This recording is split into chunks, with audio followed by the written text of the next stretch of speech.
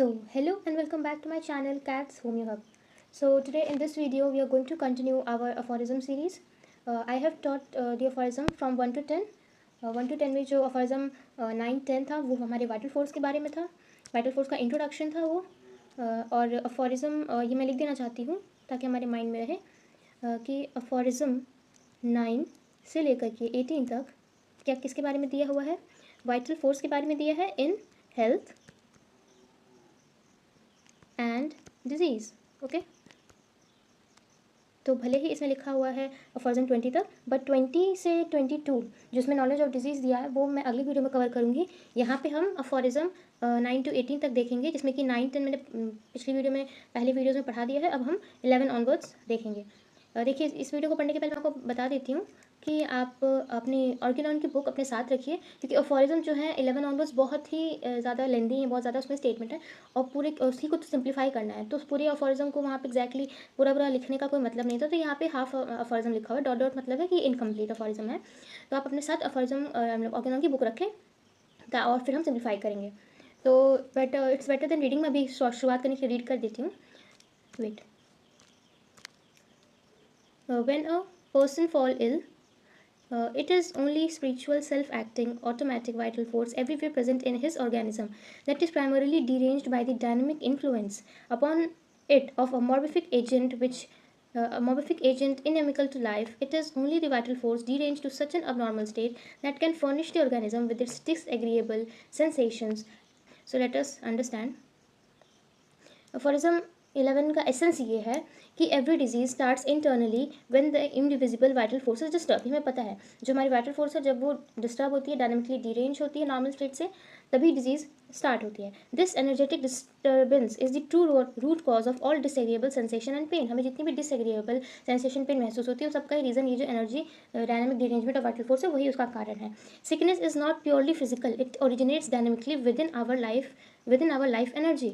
सिर्फ फिजिकल नहीं होती है, कहने का मतलब है डिजीज़ का ये नहीं कि ये सिर्फ फिजिकल है, ये ओरिजिनेट करती है डायनेमिकली हमारे जो वाइटल एनर्जी के डिरेंजमेंट से डायनेमिकली, मतलब ये डायनेमिकली ओरिजिनेट करती है.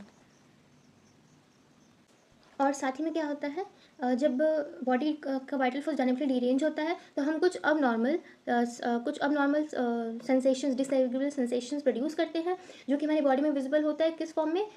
साइंस सिम्टम्स के फॉर्म में विजिबल होता है. और यही जो साइंस और सिम्टम्स हैं ये विजिबल होते हैं फिजिशियन को, और अपने ऑब्जर्विंग पावर से वो उन्हीं साइंस सिम्टम्स को ऑब्जर्व करते हैं. ये अफॉरिज्म 11 कहता है. हाँ, अफॉरिज्म 11 में बहुत इंपॉर्टेंट है, ये वाइवा में पूछा जाता है. फुटनोट में दिया हुआ है मटेरिया पेकिंस. मटेरिया पेकिंस का लिटरल मीनिंग होता है लिटरल मीनिंग होता है इंजीरियस और हार्मफुल मटेरियल. ओके, इंजीरियस और हार्मफुल मटेरियल होता क्या? The word materia peccans is a Latin derivation which means noxious matter, injurious or harmful material, morbific matter, or offending substance. This signifies that materialistic conception of allopath about the causation of disease.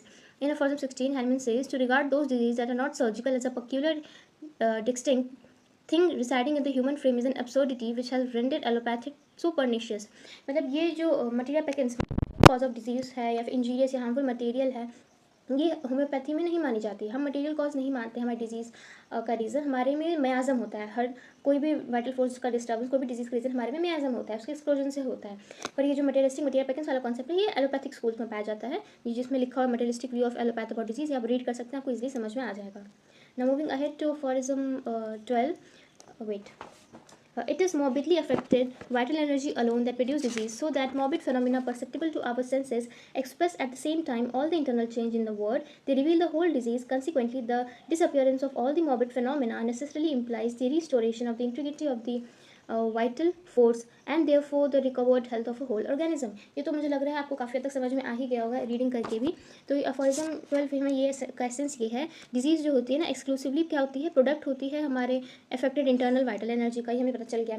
The physical signs we observe we are simply the outward expression of this internal energetic derangement. आपके अंदर vital force derange हुआ, उसको अब अंदर से vital force चीख चिल्ला कर तो बोलेगा नहीं, तो उसका बात कन्वे करने का तरीका क्या है? साइंस एंड सिम्टम्स है. साइंस एंड सिम्टम्स एक आउटवर्ड एक्सप्रेशन है और ट्रू क्योर क्या होगा? By completely removing all the visible symptoms through the proper treatment we can be absolutely certain that the internal vital force has been restored to perfect health.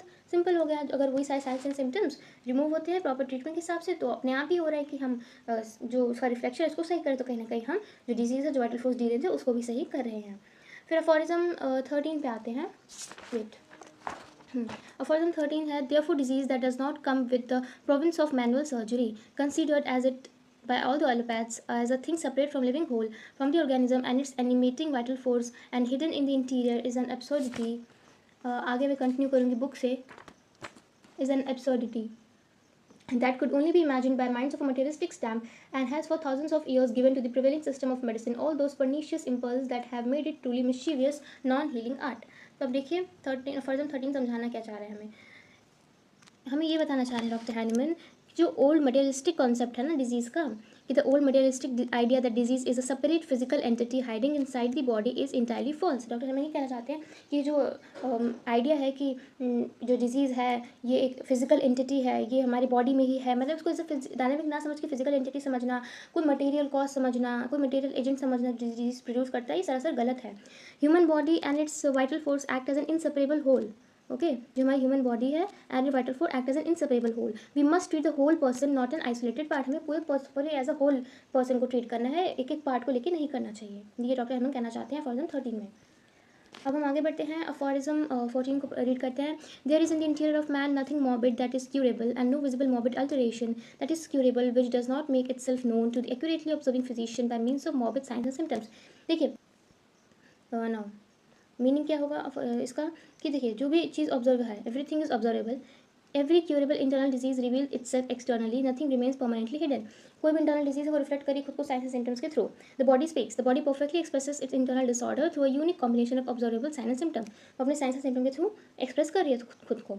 This transparent mechanism is a divine arrangement allowing the observing physician to identify and cure the element effectively. Doctor Hahnemann कहते हैं कि ये जो mechanism है हमारी body का, जी naturally designed है कि अंदर कुछ भी डिस्टर्बेंस हो रही है तो उसको वो रिफ्लेक्ट हो रही है साइंस एंड सिम्टम्स के थ्रू। ये एक एज अ गिफ्ट है हमारे हम फिजिशियन के लिए, ताकि हम उस डिज़ीज़ को आइडेंटिफाई कर सकें और उसका क्योर ढूंढ सकें। अब आते हैं अफॉरिज्म 15 पे। तो इसको मैं रीड नहीं करूँगी, इसका मैं आपको मीनिंग समझा देती हूँ। अफॉरिज्म 15 का मतलब ये है, the invisible made visible, the internal derangement of the vital force and the external symptoms are completely identical. They act as a unified whole. You cannot separate the invisible energetic cause from its visible physical effect, just like an object and its reflection. बहुत ही beautiful example से doctor Hellman ने समझाया है कि जैसे कोई भी सामान है उसकी परछाई होती है, जैसे आप उन्हें नहीं अलग कर सकते हो, सिमिलरली आप जो वाइटल फोर्स है, मतलब जो डिरेंज वाइटल फोर्स है और जो वो एक्सटर्नल सिम्टम्स प्रोड्यूस कर रहा है, जो दिखा रहा है, आप उन्हें अलग नहीं कर सकते। ये दोनों एक यूनिफाइड होल है, ये अलग नहीं किया जा सकता है, आइडेंटिकल है। ओके, अफॉरिज्म 16 का एसेंस है, a vital force as a spirit-like dynamics cannot be attacked and affected by injurious influence, otherwise that in a spirit-like way and in like manner all such morbid derangements cannot be removed from it by the physician in any other way than by the spirit-like powers of serviceable medicine. Aphorism 16 का essence है, external hostile force attack our vital force purely dynamically, energy मतलब dynamic form में, जो energy जिस form में वो attack करते हैं वो डायनेमिकली होती है, जो एक्सटर्नल हॉस्टाइल फोर्सेज होते हैं। Therefore we can not permanently cure dynamic disease with crude material drug dosage. True healing requires the dynamic spirit-like powers of potentized homeopathic medicines to restore energetic balance. मतलब doctor मन कहना चाहते हैं कि जो हमारे जो वाइटल फोर्स होता है ना, जब वो डिरेंज होता है तो वो जो भी वजह से वो डिरेंज होता है ना, जो फोर्सेस जो डिरेंज करते हैं वो डायनामिक होते हैं। तो इसीलिए नॉर्मल क्रूड मटेरियल डोजेस नहीं हम पे काम करेंगे, हमें मेडिसिन को पोटेंटाइज करना है, उसकी ट्रू क्यूरेटिव लेटेंट जो पावर है, जो भी मतलब उसको डायनामिक प्लेन में उसकी हीलिंग एनर्जी को लाना है, ये कहना चाह रहे हैं। केयरफुली ऑब्जर्व करना है, फिर रिकॉर्ड करना है जो टोटलिटी ऑफ सिम्टम्स को है, ताकि हम पूरी ड्रग पिक्चर समझ पाएँ, तभी एक सिमिलर रेमेडी हम दे पाएंगे जो हमारी हेल्थ को रिस्टोर करेगा। और ये भी कहते हैं इस अफॉरिज्म में कि the vital force perceives external and medicinal influences through the nervous system, जो हमारी सेंटिमेंट नर्व्स होती हैं, leading to a curative response. अब देखिए अफॉरिज्म 17। अब अफॉरिज्म 17 है, तो अफॉरिज्म 17 का एसेंस ये है कि जो फिजिशियन है उसका रोल क्या है, टारगेट करना सिम्टम को। The physician's primary and the only goal is to meticulously document and remove the all perceptible sign and symptoms experience by the patient. Okay, patient जो भी एक्सपीरियंस का साइन एंड सिम्टम्स उनको remove करना है and because the symptoms and the disease are one, successfully removing the totality of symptoms naturally annihilates the internal derangement completely. क्योंकि जो हमारे symptoms हैं और जो deranged vital force है ये एक ही entity है, तो अगर totality of symptoms जो हमने की और मेडिसिन देकर के उसको रिमूव कर पा रहे हैं तो अपने आप ही जो deranged vital force है वो भी वापस नॉर्मल स्टेट में आ जाएगा। तो फिजिशियन का काम है उसी जो हमारा symptoms of vital force disturbance वो एक यूनिट है, जैसे वो ठीक होगा तो पूरा हेल्थ हमारा आ जाएगा, तो रिस्टोर अपने आप ही हो जाएगा हमारा हेल्थ जेंटली और इफेक्टिवली। अब हम आते हैं अफोरिज्म 18 पे। तो अफोरिज्म 18 का स्टेटमेंट भी बहुत बड़ा है। तो देखिए अफोरिज्म 18 ये बताता है कि जो हमारा सोल गाइड है रेमेडी सिलेक्शन का वो हमारा टोटलिटी ऑफ सिम्टम है। ओके, टोटलिटी ऑफ सिम्टम ही हमारे गाइड है रेमेडी सिलेक्ट करने का। तो देखिए the language symptoms are the body's exclusive language for expressing its need for healing. Symptom सब कुछ, सिम्टम ही हमारे आवाज़ है जो बता रही है कि कुछ तो गड़बड़ चल रहा है। ओके, अंदर बॉडी में। The only guide the complete picture और the totality of this symptom is the physician's only reliable compass. तो जो टोटलिटी ऑफ सिम्टम्स है यही हमें बताएगी कि किस तरीके से हुआ है डिरेंजमेंट वाइटल फोर्स का, तो हमें कौन सी रेमेडी देनी चाहिए। We must select our medicinal remedy based strictly and solely on this complete symptom picture. Totality of symptoms के थ्रू ही हमें रेमेडी का सिलेक्शन करना चाहिए। ठीक है, तो the sum of all the symptoms modalities forms the only true indication for selecting the remedy. तो ये फॉरिज्म 18 कहना चाहिए थी। तो aphorism 9 to 18 vital force in health and disease के बारे में था जो हमने कवर कर लिया है। अब नेक्स्ट वीडियो हम नॉलेज ऑफ डिजीज़ के बारे में पढ़ेंगे। तो यहाँ तक आप फॉरिज्म को पढ़िए और देखिए घुमा फिरा के ना फॉरिज्म 9 to 18 वाइटल फोर्स के बारे में ही दिया हुआ है, क्या करना क्या नहीं करना। इसमें फॉरिज्म 9 and 10 बहुत इंपॉर्टेंट है जो आपको आना चाहिए, और फॉरिज्म 11 का फुट नोट मटेरिया वैकेंसी ये पूछा जाता है एग्जाम में। बाकी ये सारी चीज़ें ही हमें पता चल गई। हमें ये बताया जा रहा है कि सिम्टम है तो हमारे इंटरनल डिरेंजमेंट का ही रिफ्लेक्टेड पिक्चर है, हम उसे क्योर करेंगे, टोटालिटी करेंगे, यही सारी बातें घुमा घुमा के बोली गई हैं। So if you like this video, if you have not subscribed my channel, then do subscribe my channel, Cats Homey Hub. Till then, please study and we will be meeting in the next video. So thank you.